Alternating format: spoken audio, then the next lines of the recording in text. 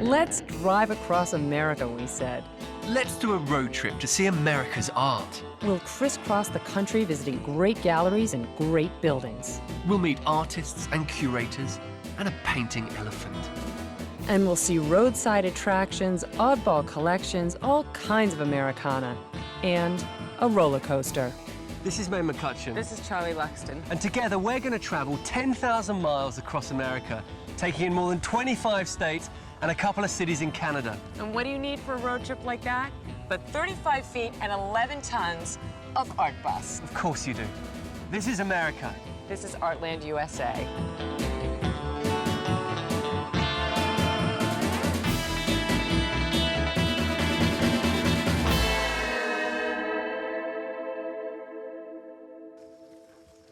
Welcome to ARTLAND, USA.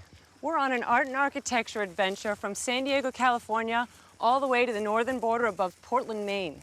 In this show, we're going from the sandhills of Nebraska right through to Minneapolis in Minnesota. But we're not going to ride horses all the way there. I'm certainly not riding horses all the way there. We could give it a try. I don't think I'd A little make 10 bedroll in miles. the back of your saddle. I don't think I'd make it 10 miles. On Bill. I think Mr. Hayes would run the whole way. In this show, I meet one of America's most exciting photographers, look at some wonderful architecture in Des Moines and Minneapolis, and work out the science behind some very famous photos.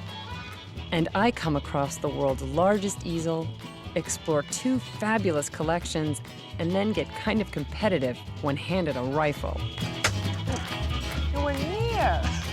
We're traveling about 1,000 miles through Nebraska, Kansas, Iowa, and into Minnesota. And I've got this hunch that the RV isn't going to have to struggle up too many hills.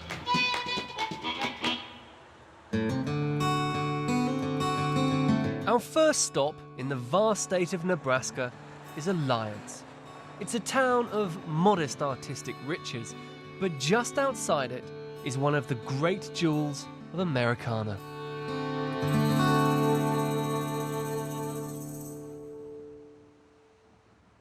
So this is the big idea behind Carhenge. You take a Neolithic monument made from stones dragged by hands over 100 miles from the Welsh Mountains down to the Wiltshire Plains. And then you come to Nebraska and you copy it in cars. Good at it. Carhenge is a replica of one of England's most popular and historic tourist sites, Stonehenge. What have they done to it? How accurate a representation of the actual Stonehenge is this? It's actually real accurate. There's diagrams back at the sign where you came in, and it is very accurate to the henge. Same size, same location and everything. And the same location relative to the sun, because the original Stonehenge is all Exactly. about marking the solstice, isn't it? The winter equinox. And we actually have solstices here. Do you? We celebrate them. Do you have druids? I don't think we do, but you don't have druids. You should get some druids in. We've had some show up here. Yeah. Yeah. A lot of people say it's a very mystical place for them when they're here. It doesn't quite reach me, but you don't I mean, find I it like mystical. it, but it's just I am not mystical when I'm here. Do you just read it on a very surface level that Yeah. it's fun? It's I like think Stonehenge, it's made out of cars, it's Carhenge, that's it. It's fun. There's no more to it. There's no great, deeper meaning. It's a great place to stop. You know, it's a break. It's Americana.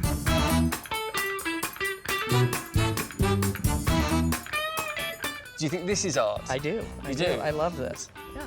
Why do you fun. think it's art? Well, because you took something that, you know, where else was it going to be? In a pile, in a heap someplace, and you made it, and people drive forever to get to this place. I mean, it's wonderful.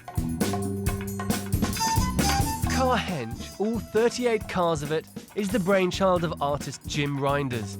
It was built as a memorial to his father in 1987, and Jim has a notion that it will be a memorial for him too. He said once that he would have his son possibly cremate him and mix him with a little cement and put him in some of the ashtrays here, and then he could just kind of remain here with this car art. In the ashtray? In the ashtrays. Yeah. That's a great idea. I think it's a wonderful idea. Before I came on this road trip across the States, I couldn't really understand outsider art. These kind of big pieces of junk art or sculpture that people decide to stick in the landscape. But having spent the last few weeks driving across Arizona, through Colorado, through Nebraska, bits of Wyoming, the size of the landscape, the relentlessness of the landscape, I can now understand why people want to leave a mark on it, why they want to inject some difference and change. I'm really beginning to appreciate it. It's quirky, it's fun, and given the landscape and the context, it's great.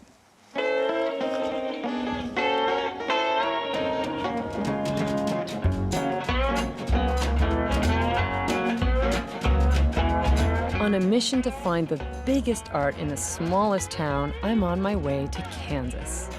Goodland, Kansas, to be exact.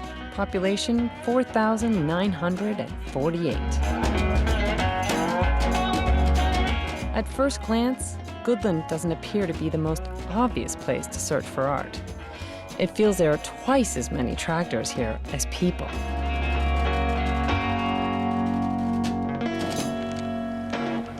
Kansas. I spent the first 4 years of my life in this state, and this is the first time I've been back since my family moved away. Some things haven't changed. The land is still very flat, and the wind continues to blow. We're here because we're looking for a very large piece of art.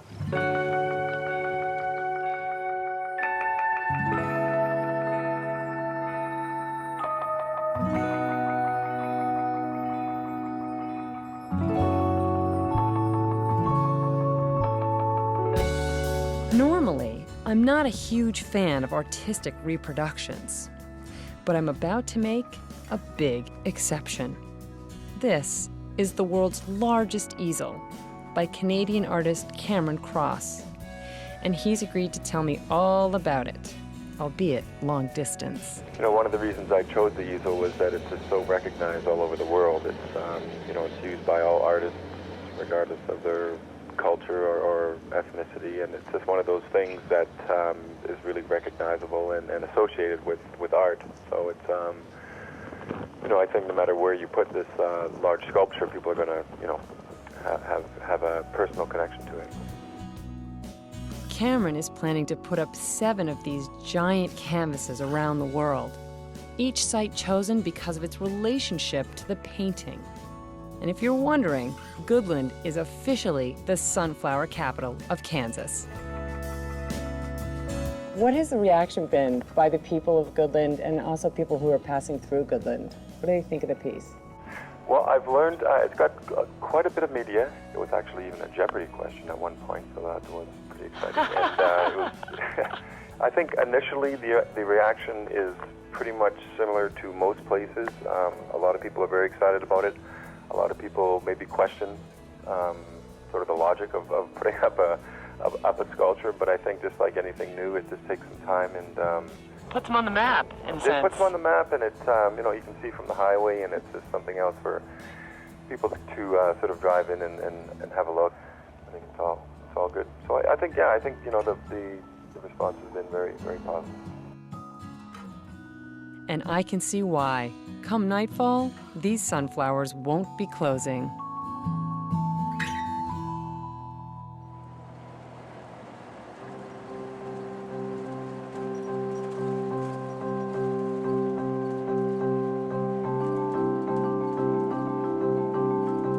Doing a tour of America's art and architecture is more than just about the great and the good. It's also about art on a more local level. We were just driving through this town here, and we saw this really rather wonderful mural. It's a collaborative piece between many local artists trying to show their favorite aspects of the local community and landscape. And it's wonderful what it's done. It's transformed this very blank, white tiled wall into something really quite special. And that is what art can do.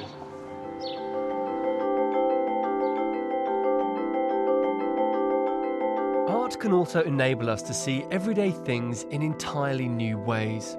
I'm on my way to the small town of Aurora to look at some of the most iconic photographs of the 20th century.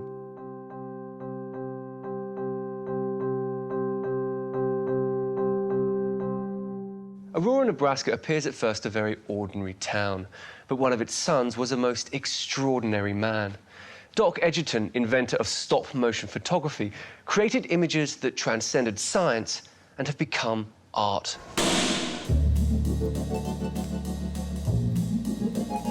Harold Eugene Edgerton, or Doc Edgerton as he became known, was a professor of electrical engineering at MIT in the late 1920s. His passion for photography and experimentation led him to transform the stroboscope, a multi-flash system used in the laboratory, into a device common to nearly every camera, the electronic flash. In the process, he gave us images that appeared to stop motion. Using a few eggs, a gun, a camera, and rather a lot of enthusiasm, I'm hoping to find out just how he did it.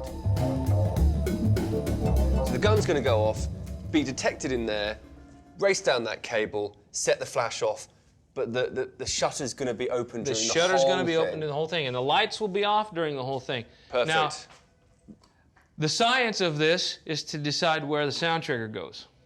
And is that the variable? That is the variable. Lights. All right, let's see what happens. Shoot it. Okay. Now. What do we get? What do we get? Come look and see what we got. What do we get? You'll be disappointed. Oh, no. Because Oh, look, perfect we got egg. perfect egg. So what does that mean? We're shooting too soon. What the sound is too close to the It's a gun. nice shot, though, even with the egg kind of pristine. Shoot it. You still got an egg. Shoot it. Come on. What? Lights. Shoot it. Still. Doc's experiments must have been every bit as frustrating, probably more so. Without the advantages of digital photography, Doc would have had to have waited until his images had been developed before knowing whether his various experiments had been successful or not. He was trying to answer questions. His whole life, he was called a tinkerer. He tinkered with things. And so his science turned out to be, okay, let's shoot things to see what happens. And understand the forces and the... I think he might have done it a lot like you and I. Let's shoot an egg because it'll be cool. But he knew more than we did, but he starts to understand a lot of his discoveries took place after he experimented. And as our experiment continues, we change rifles, hoping that a little more firepower will help. Fire. Guess what? What? You got covered. Yes! Look at that. That's excellent. Now, why do you think people find them so beautiful? I mean, the one with the milk drop is one of the most reproduced images of all time, isn't that right? It is. And so why do people love it so much? I think it's because of the simplicity. Here are the everyday things that happen. You drop milk all the time. You see drops. You see that. But now Doc has been able to show you your world in a completely different perspective. And so they make you stop and think about the life around you to realize that you are missing most of what goes on in this world because your eyes can't. So it makes the ordinary extraordinary. Yes, it does. It takes that little drop of milk and makes it into a crown. I mean, to think that you've got a crown. It looks like you should put it on your head. Every time the Every tap time drops that or anything. anything drops. So amazing that I can't bring myself to leave. Shoot it. We spend the afternoon shooting apples, bananas, the cameraman, well, not quite. Doc Edgerton, no wonder Aurora is proud of you.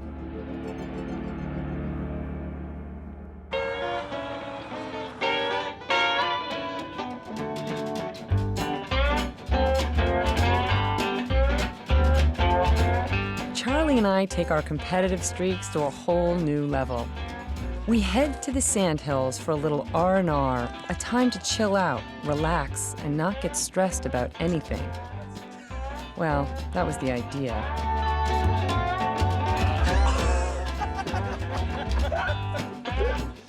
I need to work it out a bit better.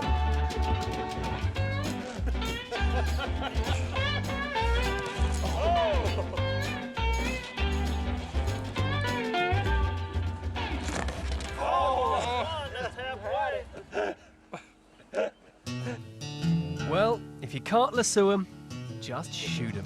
This is kind of like being, I suppose it's a modern day cowboy thing. I was hoping to have one of those. Do you know what I mean? Like, but this will do. Pull. Nice shot, Charlie. Look at him. Done. Whoa! That's fantastic.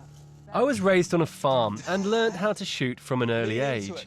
But never in my dreams did I imagine teaching an American how to shoot. Nowhere near.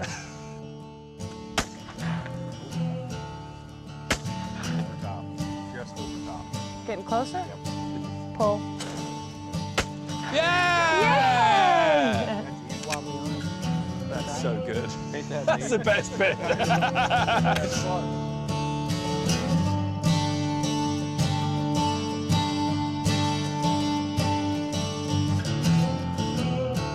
Honours shared, we kick back before enjoying a magnificent firecracker display. The $50 we spent on firecrackers doesn't seem to go very far, though. Is that it? That's it. That was $70 worth of fireworks.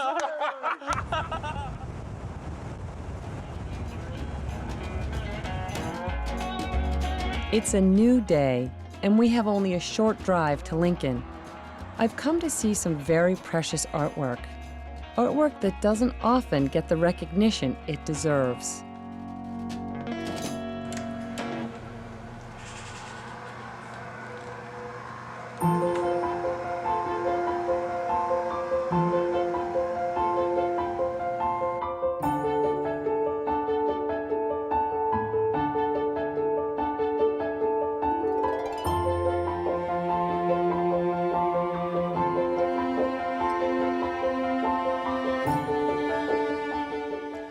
We're at the University of Nebraska at Lincoln, and we're in a vault that is full to the ceiling with millions of dollars of artwork. And these works, traditionally, gave American women a public voice. I've come to the International Quilt Study Center, home to one of the world's largest publicly held collection of quilts. There are over 1,800 of them here. I confess that I've never really considered quilts to be artworks, but I think that I'm about to be re-educated. Wow, look at the colors. Maureen, what are we looking at here? Oh, this is an example of just one of our collection of quilts made by African American women. This is a strip quilt. Isn't it glorious?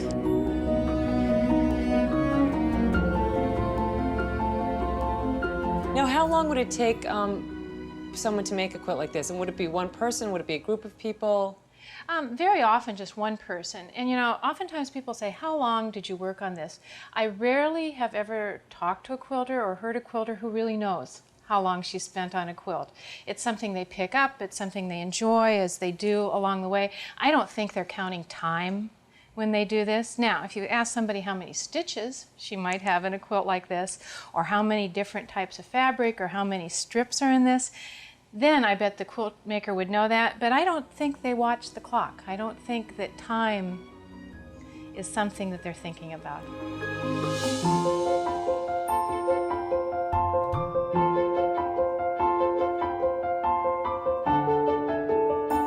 What's the significance of quilting in America as you see it? Oh, gosh.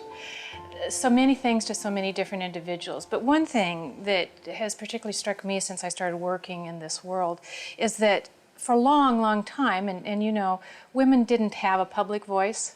Women were in the home. They didn't necessarily write. They were not even recognized so much as artists outside of their home. But so they expressed themselves in the things that they did with their materials, with the quilts. And so this is a way that they could put their voice in their hands. They could express it through their hands in quilting and in leaving something for their family, in design, and things that were meaningful to them.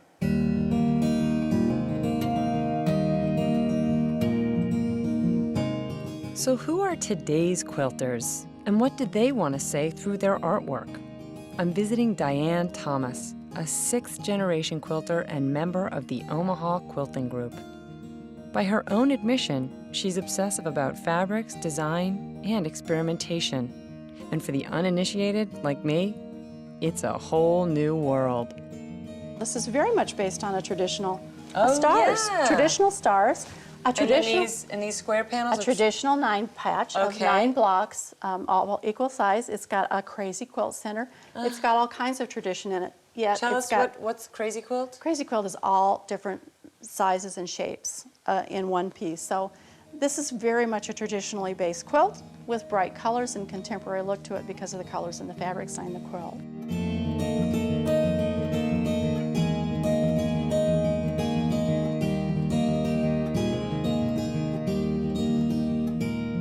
This is called Hot Lava. This was made for the Nebraska State Quilt Guild raffle. It was lucky that my brother bought some tickets and he won it, and he gave it back to me for Christmas. I was going to say, if it was for a raffle, how do you still have Yeah, it? Your he brother gave it back won it and to gave me. it to you. Oh, you're so My lucky. mother That's wouldn't nice. let him keep it.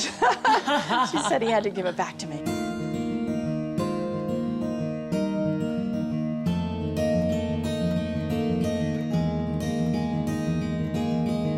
I always like to think in the older quilts and the ladies back then, a lot of people, especially on the prairie, this was their only form of color. They wouldn't have gardens. They wouldn't have, they couldn't have gardens because they couldn't afford to use the water for it. So this was their outlet. This was their beauty in their lives. So I like to think it's the same way for me, that it's the beauty in my life and what keeps me happy. My husband says I'm not happy unless I'm working on a quilt, So many women didn't think they were creating a piece of art. They were making something that suited them. They were making something that was beautiful to them, that felt good to them, that tactily was a beautiful experience to them. And then somebody else might have come along and said, "That's art," and they might have laughed. You know, I think that has happened a lot of times. They'll say, you know, you might call it art, but I call it a quilt, and that's what it meant to me. Quilting is undoubtedly a rich and textured art form, and I'm beginning to view these quilts and the artists who make them with a new respect.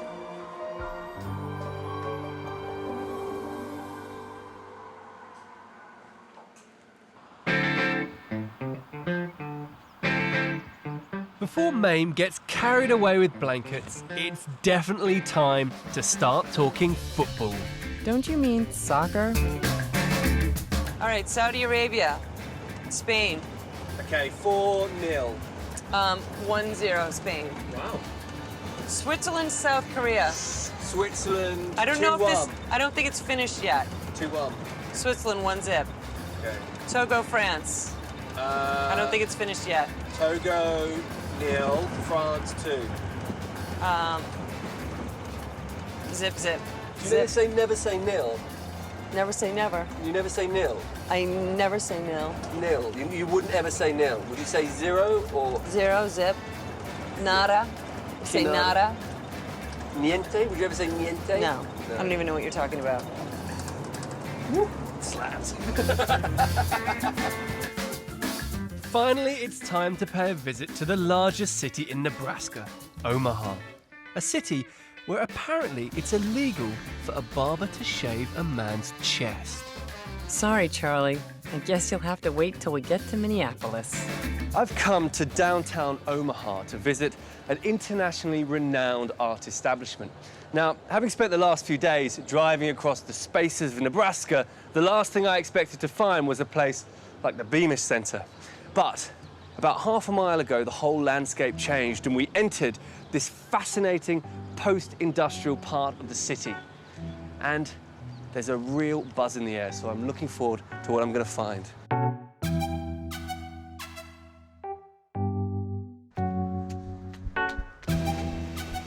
The Beamish Center's sole mission is to support creativity.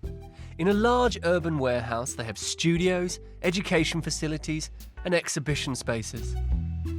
The center also offers residencies to a select number of artists. So this is an installation of literally thousands of eyeglass boxes. This is extraordinary. And they're not joined in any way. They're just stacked. They're little wooden boxes. They are little wooden eyeglass boxes, actually. So an eyeglass manufacturer from in town donated all these boxes to the Bemis Center as artist product. So they were just given to the artist? Well, every once in a while we'll get a local organization that wants to give a lot of excess product that they have, or in this case, a lot of excess storage product that they had, to artists that might be able to do something a little bit different with them. A lot of times people have made paintings out of these little boxes, use them as little canvases, or maybe join them together and make big pieces. This artist saw fit to create a ministry of truth, where people could... Seeing the truth, is there something about people could literally deposit information that these were all deposited originally by the artist, but that people could deposit things that other people would then pick up and find as, abstract truths.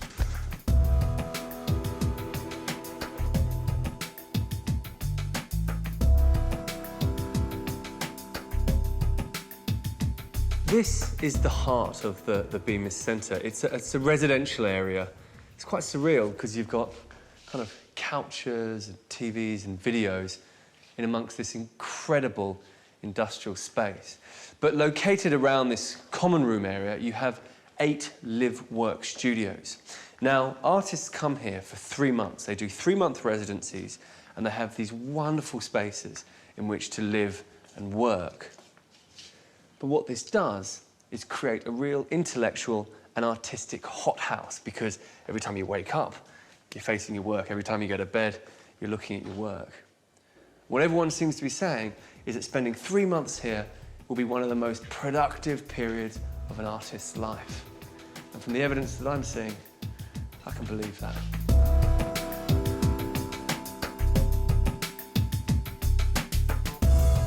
Residents here don't have the pressure of putting on a show.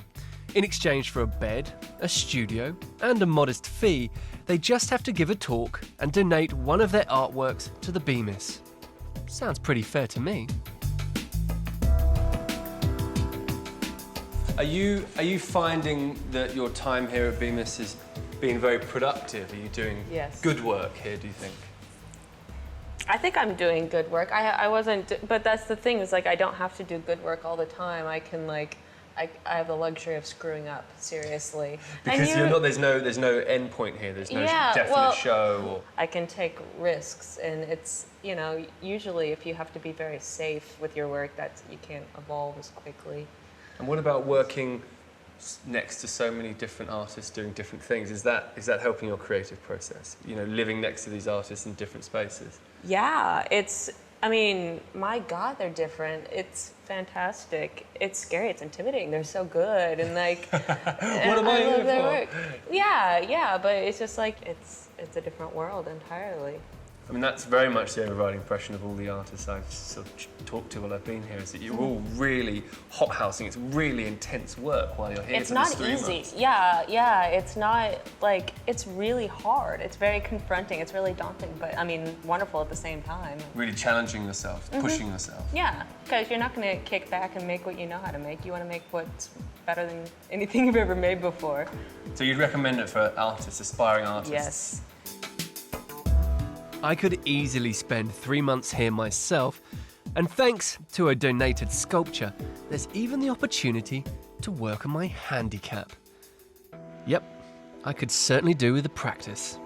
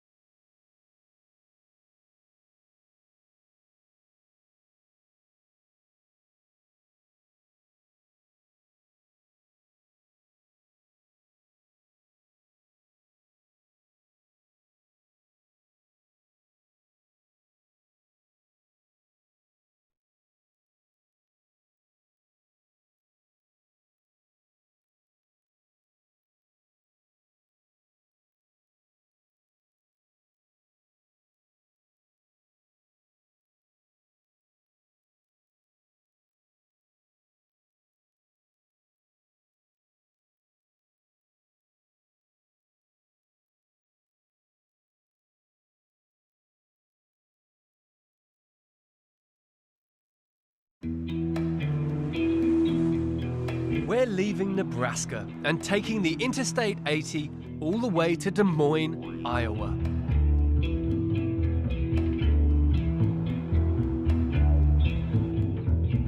The Des Moines Art Center is a fascinating institution, not only because it has a world-class collection of both traditional and contemporary arts, but also because of the buildings in which they're displayed. 3 internationally renowned architects have worked on this site: Eliel Saarinen, I.M. Pei, and Richard Meyer. So it's an almost unique opportunity to examine how architecture and the displaying of art works together. The Des Moines Art Center started life as a single building by Eliel Saarinen. Constructed in the late 1940s, it's a beautiful combination of Art Nouveau and Art Deco styles. So what made the Art Center's founders opt for such a radical design for the time?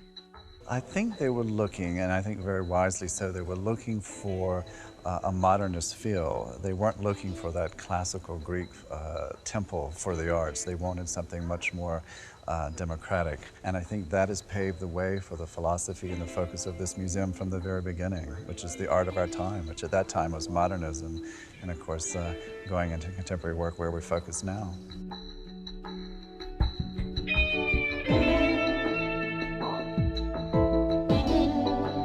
So there was a decision made in the 60s to expand? Mid-60s to expand, and it really with the idea that we need a space for sculpture, large-scale sculpture. So I.M. Pei was selected to build a sculpture court and an auditorium. And David Kreidner, who was a major arts patron in this community, actually approached Saarinen's firm and asked if that firm would indeed create an addition, and they declined to do so. And the legend goes that he was on the street in front of I.M. Pei's studio, and he used a payphone to call I.M. Pei and said, I'm downstairs, I'd like to talk to you about an addition. And I.M. Pei said, come on up. He drew it on a napkin, and it remained pretty much that from that time. In 1985, they expanded the gallery once more, this time commissioning architect Richard Meyer. And what was the main kind of concepts behind the Meyer addition? Originally, it was meant to be a site for traveling exhibitions.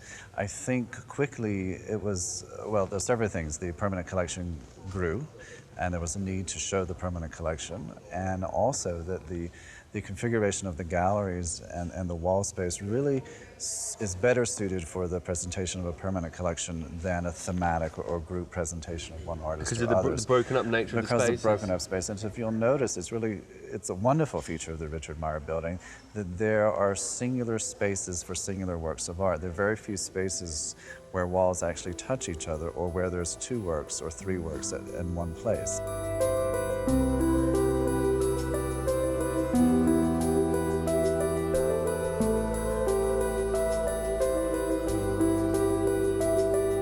Which is your favourite space, not to curate in, but to walk in? And which space do you think the visitors get the most out of? Pei. Pei. I have to say, that kind of blew me away, the Pei space. I mean, it's a beautiful gallery. It is. There's a serenity to that space, even within its muscular bruteness. And its relationship to the landscape around it is really quite extraordinary as well.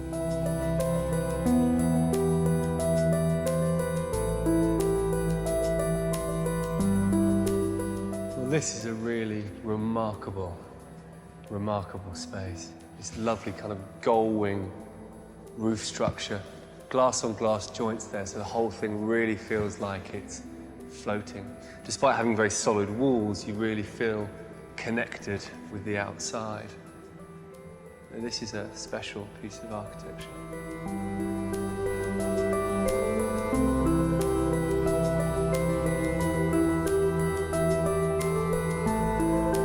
The Des Moines Art Center really is a fascinating place because you have these 3 great architects who have taken very different strategies to the way in which you display art. You have the Saarinen, it's very pure, so you really focus on the art. You have the Pei, it's a very masculine building, it really impacts itself. The building is kind of almost dominating the art. And then you have the Meyer, which is somewhere in between. It's a big philosophical question. how should you display art? And I suppose everyone viewing has their own idea. But maybe this is the skill of a good curator, because what they've done here is make art and architecture work together in harmony.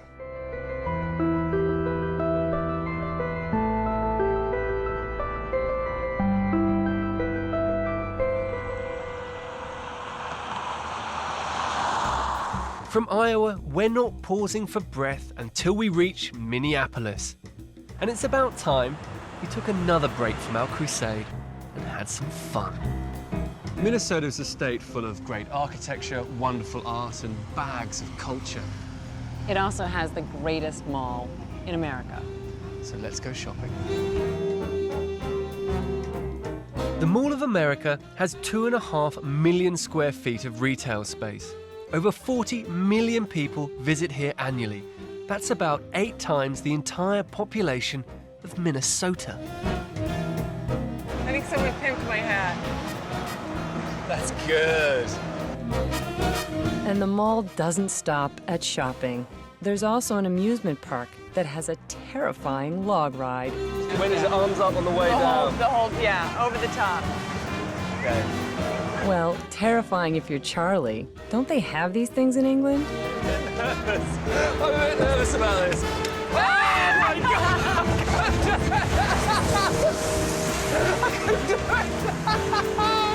God! Attempting to restore some male pride, we head to the roller coaster.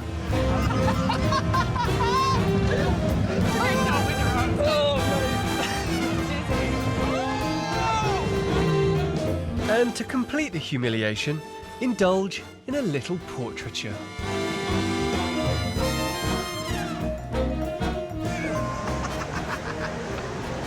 Do I really look like that? Do I look like that?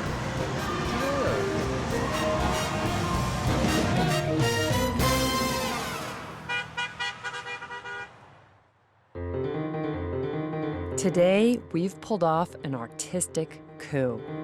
The General Mills Company is allowing us into their headquarters to take a peek at their private art collection. Now, if you think office art is all about fading motivational posters and dull watercolors, think again. The General Mills collection is fantastic. Built up over 50 years, it now contains over 1,100 works, including pieces by many of the world's best artists. Can you tell us how the collection got started? Yeah, it started back in 1958 when General Mills moved from downtown Minneapolis out to this location. Obviously, it was a building designed and built in the 50s and reflected that kind of severe aesthetic of that time. You know, after the company moved in, they discovered they built this very functional building, but it was also a little monochromatic and a little dull. So the president of the company at that time, a man named Charlie Bell, decided that something should be done to kind of enliven the workspace. So he suggested buying art, and that's what the company did, and basically what it's still doing.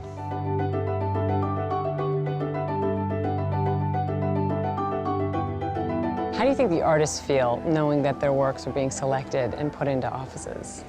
Well, I think I always was fairly successful in talking to artists and explaining to them that, you know, the population of General Mills, for instance, now is about 3,500 people. And with the 300 or 400 business visitors we get each day, you know, that's a fair number of people. And I'm willing to bet 95% of those people don't go to museums. So for a whole lot of people, this is their only exposure to art. And so this art is reaching an audience that is not normally accessible to a lot of artists.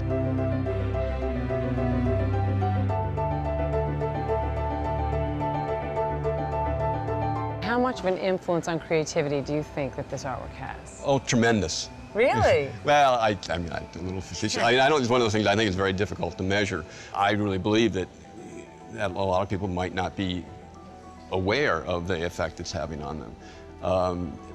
But obviously, the more we're faced with things that we're unfamiliar with, the more we can learn about new things and about how other people are thinking about things and expressing things, that can only be helpful to us as both in what we do and in who we are. Employees even have the opportunity to choose paintings for their own walls, although some artworks might be a little too large. What do people think of this piece? How do they respond to it? For some reason, the word got out that we were commissioning a statue of a man with a briefcase. And I would say approximately 50% of the population of the building didn't think a man with a briefcase was the appropriate image. Would those be the women? Those would be the women.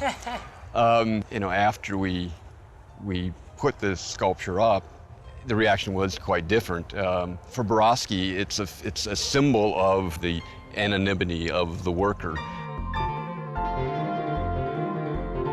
Now, we're in Minneapolis, and I'm sure every city has its own art scene. And the art scene here, are there people in Minneapolis who know about this treasure trove of art and who want to get into General Mills to see the artwork on the walls?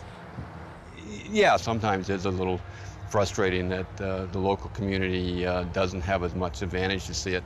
But that's actually one of the reasons why in the mid-'80s we started looking more at art on the grounds, because that was a way of sharing this interest and this identity with a broader public, and in that it became quite visible then as people were able to pass by the building and some even visit the grounds. I love the idea that art can revolutionize office space and transform working communities. It supports artists, contributes to creativity, and gives Judy from bookkeeping something to complain about.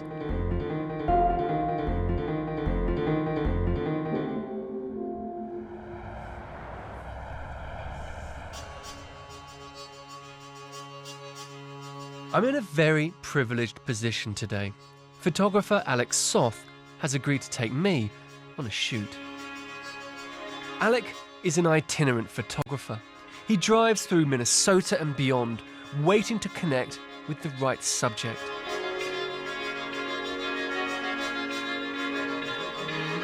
He won't promise that he'll find someone to photograph today, but that's all right. I want to learn more about his process. What would catch your eye? I mean, what do you think you focus in on primarily when you're driving? Is it a colour or is it a form that would catch your eye at 25 miles an hour, 30 miles an hour, whatever, you know? Right. You know, it's a funny question. I mean, it's related to the question of why do I photograph one person over another? Say, I mean, I had this experience one time at Angola State Prison. And there was an Easter event. So there was these crowded stands of prisoners. And I was able to just go and like pluck one out and photograph them. And sort of at that moment I said, well, why this person over that person? What is it? And I sort of think of it as like, you're in a crowded bar, why is that woman attractive to you? It's not just physical beauty, it's like, what is that? You know, it's your own upbringing, it's all these different elements. So if something triggers curiosity, I mean, I don't analyze it, I just sort of run with it. Our quest changes direction when we stumble across a local mini-mall. Suddenly, Alex sees something that catches his eye. So how would you like to be photographed? Photographed? Yeah. For what? Well, that's is that okay question? It's an okay fair question. The answer's a little tricky. The answer's a little tricky. The reason is, so I'm a photographer, and this film crew is following me around while I take pictures. He's a very good photographer. So I'm gonna have you stand back here just a little bit.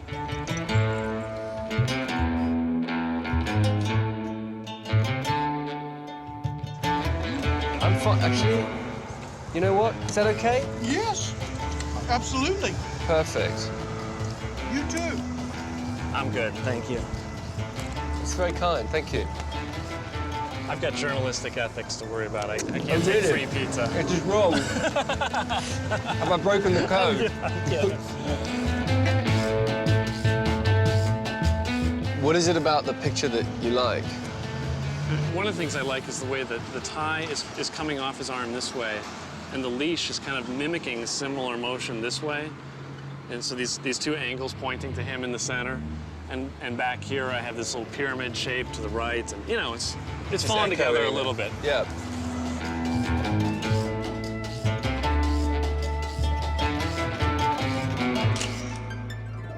So what was it about that little strange vignette or scene that really captured your interest? Right. Well, you know, in that case, it was interesting because, you know, sometimes what catches your eye is the obvious thing. I mean, you know, the bald head, the pizza, the dog. I mean, that's going to catch anyone's eye, right? So that pulled me in, and he was quite a character. To be honest, it was too much for me. So he was too much. He was too much. I probably, you know, I probably, if I had been alone and thinking about it, I probably wouldn't have bothered with him. Yeah. I probably would have walked the street a few times, checked out the scene, and then realized what I realized along the way there, which was that the girl had this sweetness about her. She was sort of petite and innocent. It's like a first job. There's something sweet about this idea of the first job, standing on the street corner selling pizzas, and that was the picture there. What is it, Alec, that makes one of your photos distinctly yours? You know, one of the things I've tried to do is not put an exact tag on it or not have a true signature style. The more I photograph, the more I get a sense of, oh, you know, when I'm out shooting, oh, you know, this feels like one of my pictures. But I don't exactly have the words for it.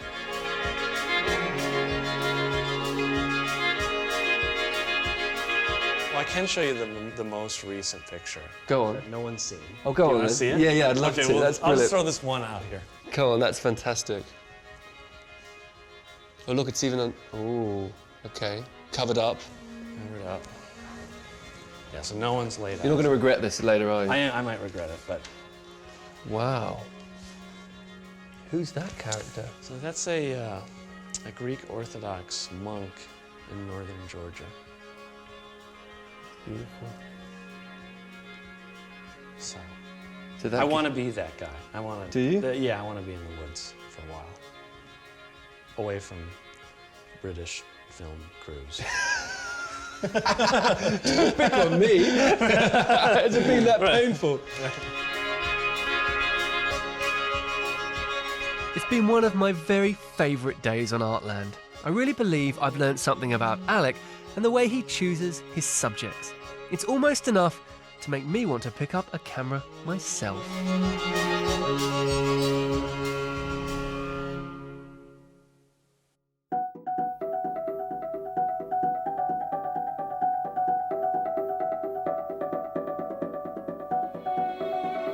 From one treat to another, we're spending the day at the Walker Art Center. Described as possibly America's best contemporary art museum, the Walker has won plenty of accolades, most recently for its new extension. I have a feeling that architecture hound Charlie will want to share some thoughts. This is the new extension to the Walker Art Center by the Swiss architects Herzog and de Meuron. Now, I think they're probably the best architects working on the entire planet today, and this building is an essay in what makes them so good. Look at the form, this wonderful kind of crank, twisted form floating on a glass substructure here, on a glass sublayer, so the whole thing just lifts. But it's more than form, it's also surface. Look at the surface of the side of this building. It has real delicateness and texture. They've creased up metal mesh to give a lightness, and the light catching on the side here gives it infinite variation. It takes what would be a very heavy, masculine form and makes it light and almost ephemeral.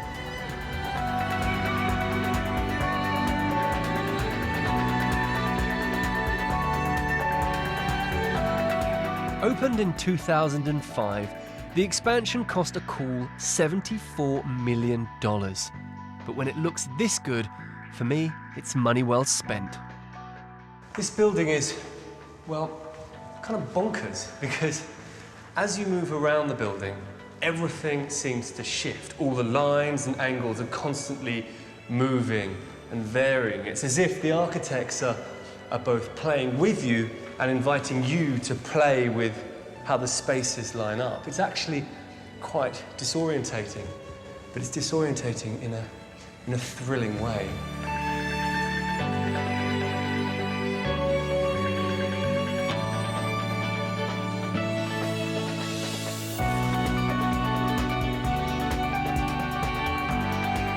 Incredibly, the richness of the building's design is matched by the walker's collection.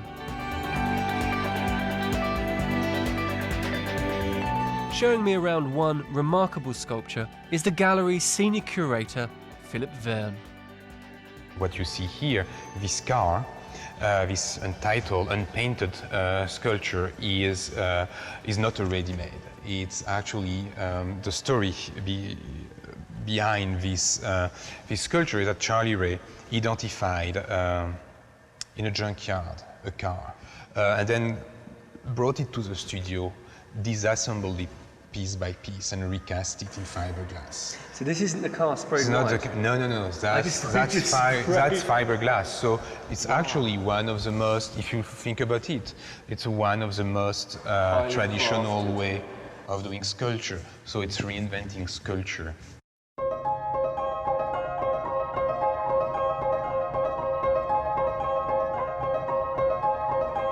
This piece is a monument of 20th century. 20th century being the moment when the culture of automotive transportation, the culture of car that we're still suffering from. There is no, why are we on an urban level, on an on a urban social level? Why are we so attracted to oil so that we can run our cars? And that's, this great progress, which is also our great failure, is what is embodied in this car.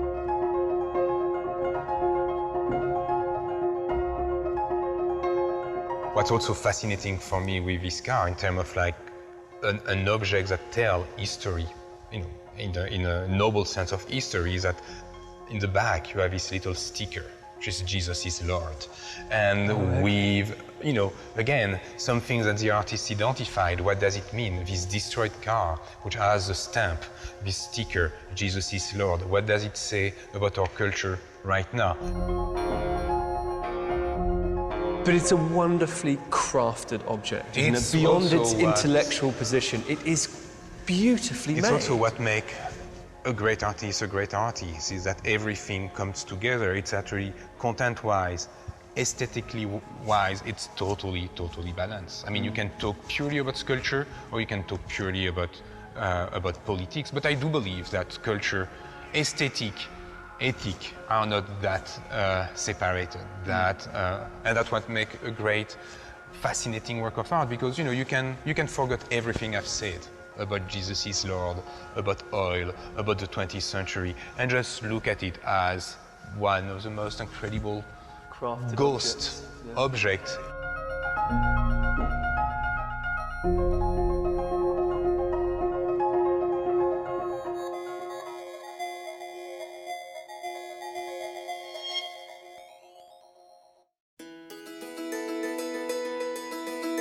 Artwork isn't restricted to the interior of the walker.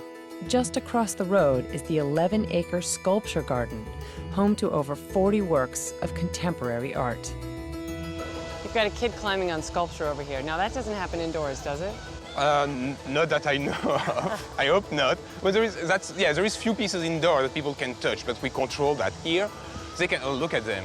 They're all over it. Soon they're gonna be members of the walker. That's where it starts. You start to jump on the sculpture, and then you got addicted. More than 5 million people have visited the garden since its inauguration in 1988. Many come to see Minneapolis's favorite sculpture.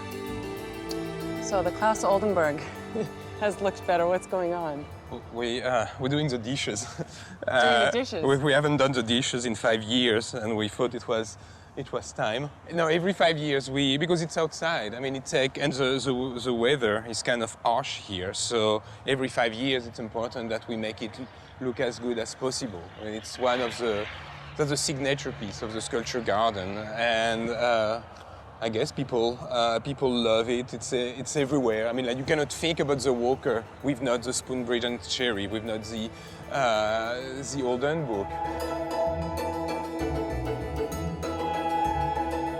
Now, what about the fact that when people go in the museum, they have to go through an admission process, and out here they could just walk in. There's no gate, there's no fee, The first test is free.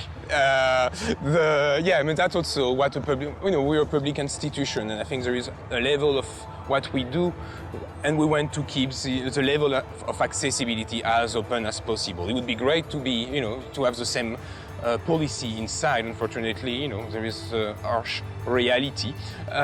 So it's very important for us to be able to provide this absolutely open experience. It's a stunning center and a fitting end to a week so rich in the visual arts. I can't believe that Charlie and I are only halfway through our tour. From the wilds of Wyoming to the urban bustle of Minneapolis-St. Paul.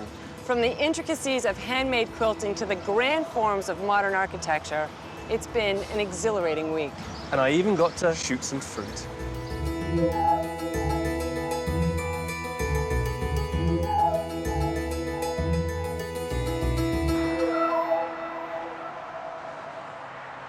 Next time on Artland, I come face to face with America's most iconic painting, see an engineering wonder of the Midwest, and encounter an artist. Or is he a cartoonist? And I see two modernist masterpieces. Check out Chicago's exhilarating Millennium Park and ride a go-kart. I hope you drive that thing better than you drive the RV. Mame, why are you like this? I should win an award for the way I squeezed that thing through downtown Minneapolis, and that's not mentioning saying.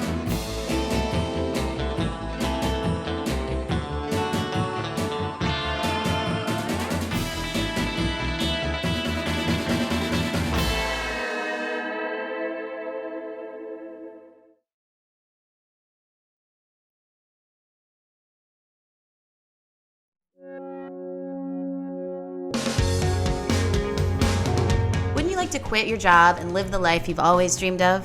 You're really living the dream, I would imagine, the expat dream. I feel more free here than I do in the States. This is it, man. Yeah. This is the life. Join me, Savannah Jane Buffett, as I follow two buddies from college who quit their grueling office jobs and moved down to St. John to be bartenders in paradise. Now they're not just serving drinks, they've created the #1 microbrew in the Caribbean. I looked out and there's about 30 cubicles. And at that moment, I said, I can't. I knew I wanted to roll the dice and that I wanted to take a break from what I was doing. Nice place to live, don't you think? Not bad. It was a very surreal feeling because this is all new to me. This was going to be my new home. At that point, we knew we were all in. They're the lucky guys, man. They make beer for a living on an island. It's just two guys hanging out in the Caribbean and brewing some great beer and, living the dream, I guess.